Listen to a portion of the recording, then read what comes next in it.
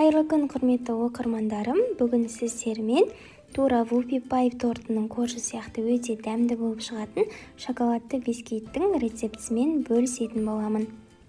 Бисквитті жасауды ең алдымен құрғақ массаларды араластырып алудан бастаймыз. Електен өткізілген ұнымызға какаомызды және де разрыхителімізді қосып, жақсылап араластырып аламыз. Құрғақ массаларымызды бір шетке алып, кез келген қара шоколадқа сұйық майымызды құйып, микроволновкада немесе су буында ерітіп алатын боламыз. Мен Қазақстан шоколадын пайдаландым. Сіздер өздеріңіз ұнатқан шоколадты пайдалансаңыздар болады. Енді құрғақ ыдысымызға 6 дана жұмыртқамызды саламыз. Үстінен қантымызды салып, миксердің ең төменгі жылдамдығынан бастап 5 минут шамасында жылдамдығын көтере отырып, жұмыртқалардың көлемі бірнеше есе үлкейгенше жақсылап араластырып алатын боламыз. Жұмыртқаларыңыздың мейлінше салқын болғаны дұрыс. Енді осы массамыздың үстінен ерітіп алған шоколадымыз бен сұйық майымызды құямыз. Ескерте кететін жағдай, қатты ыстық болмасын, еріткеннен кейін кішкене суытып алыңыздар.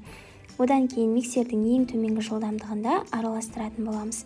Кішкене араластырғаннан кейін құрғақ массаларымызды осылай електің көмегімен салып, оны да миксердің ең төменгі жылдамдығында жақсылап араластырып аламыз. Миксерді бірден қосқанда ұн көбінде қатты шашырап жатады. Сондай жағдай болмас үшін алдымен миксерді қоспас бұрын венчиктермен осылай араластырып алып, кейіннен миксерді қосып, осындай масса болғанша жақсылап араластырып аламыз. Тым көп қатты араластырып қажет емес.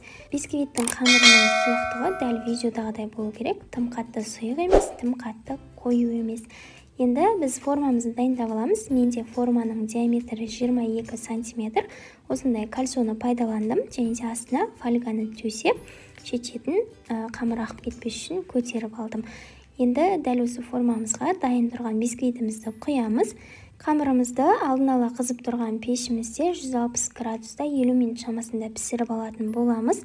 Бисквит пісу барысында пештің аузын ашпаңыздар, қыздар. Бисквиттеріңіз дұрыс көтерілмей қалуы мүмкін. Бисквитіміз піскеннен кейін шпажканың көмегімен тексеріп аламыз. Және де толықтай суытып барып қана формасынан шешетін боламыз.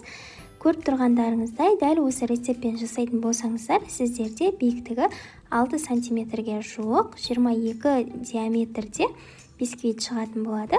Видео ұнаған болса, лайк басып, пікір қалдыруды ұмытпаңыздар.